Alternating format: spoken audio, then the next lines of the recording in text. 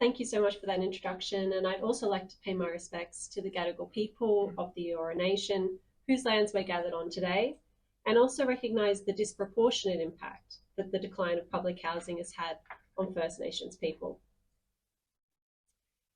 Over the last few decades, housing policy in Australia has been distinguished by a focus on just two forms of housing: private home ownership and private renting.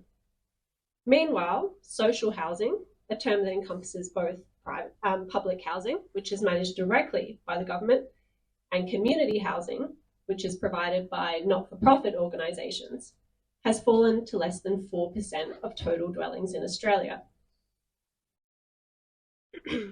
One issue is that the rate of new social housing being built hasn't kept pace with the growth in population. Over the 20 years between 1996 and 2016, the population increased by 30%, but social housing stock grew just 4%. What that means is that every year the amount of social housing as a proportion of total housing has been going backwards. Those numbers appear even worse once you look at the number of households on social housing waiting lists. In 2022, this was over 175,000. That's a wait list that exceeds 40% of currently available social housing. Recent figures show that this problem is accelerating. The Productivity Commission found that social housing waiting lists grew 17% just between 2019 and 2022. But it hasn't always been this way. Today, I want to talk about the historical rise and fall of public housing policy in Australia in order to provide some context as to how we got here and what we can do differently.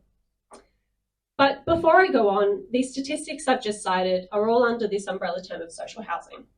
But this is a term that tends to conflate some differences, and so it's something I'll return to later on.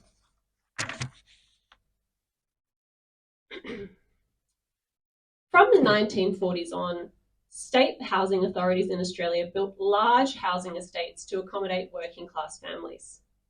The Commonwealth Government signed an agreement with the states under which it would provide cheap loans for the purpose of building public housing. This was known as the Commonwealth State Housing Agreement. This action was really prompted by the dismal state of housing following the Great Depression. There were housing shortages, and low-income earners generally lived in poorly regulated, substandard rentals, especially in the inner cities. Problems that may sound eerily familiar to some today.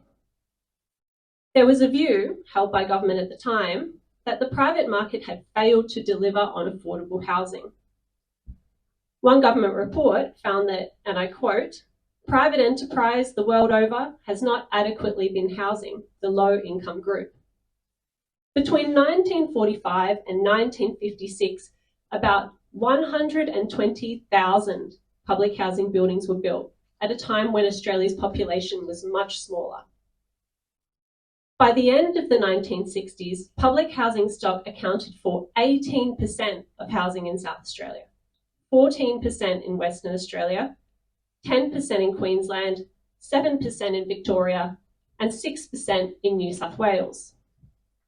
The material consequences of that support are still visible today in the towers of the now privatised Sirius building, Waterloo Estate, and Melbourne's Carlton and Fitzroy Towers, just to name a few, which were all built between the 60s and the early 80s.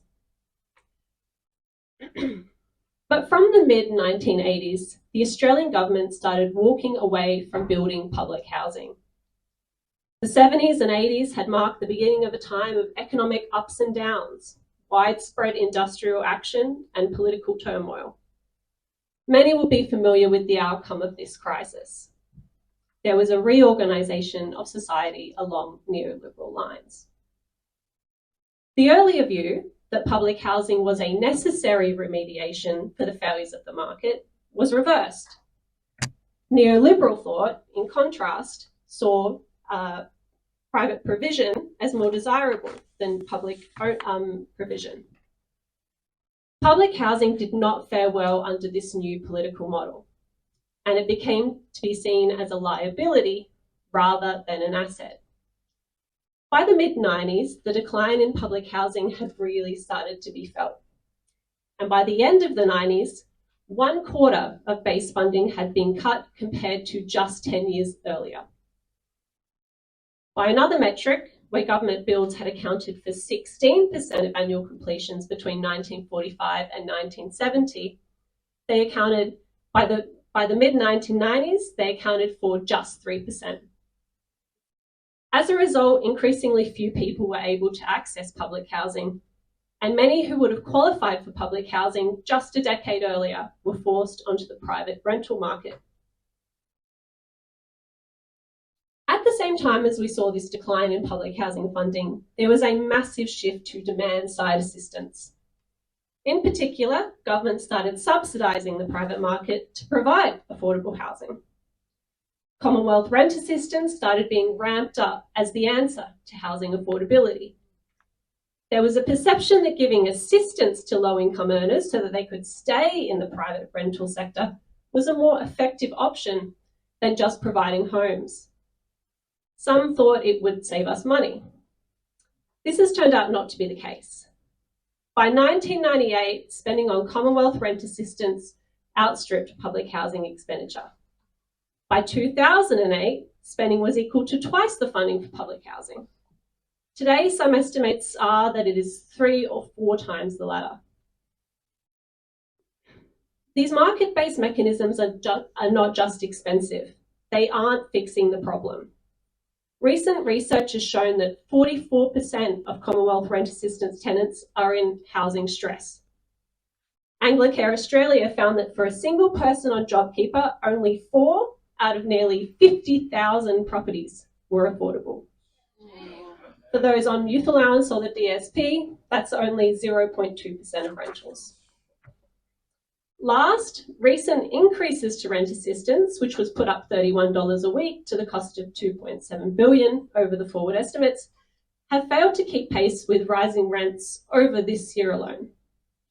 In sum, we've never spent so much on housing, but it's never been less affordable. And of course, no conversation about housing affordability can miss the broader problems of the financialisation and commodification of housing. From the 90s on, the government provided increasingly generous taxation subsidies to home buyers and investors. In the process, they turned housing into a debt-fueled speculative commodity in which housing prices rapidly exceeded household incomes. The combination of negative gearing, which had been introduced much earlier, with tax concessions in the 80s and 90s, the big one, of course, being the capital gains tax discount, really lit a fire under the property market. Buying and renting are now more unaffordable than ever, and home ownership is in decline, putting even more pressure on the rental market. A better alternative would just be to build public housing. Research from the Australian Housing and Urban Research Institute estimates we need to boost housing stock by at least 400,000.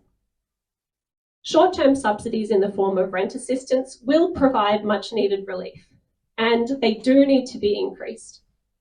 But they're largely palliative, and they won't provide much-needed structural reforms.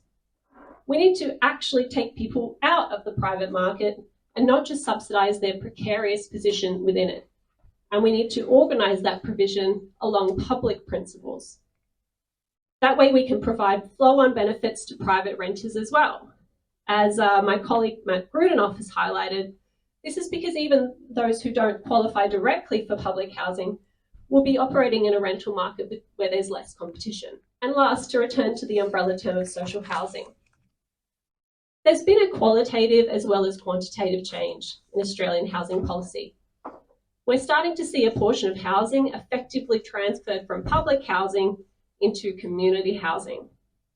That means the absolute number of public housing dwellings has declined by 20,000 in the past decade alone. But public housing is an essential right that the government is best placed to deliver, and they should not be looking to offload this responsibility elsewhere. In other words, the community sector shouldn't be growing at the expense of public housing. I need to stop that transfer. In sum, housing is a human right. It's not a commodity, and we need big picture solutions like building public housing to ensure that. Thank you.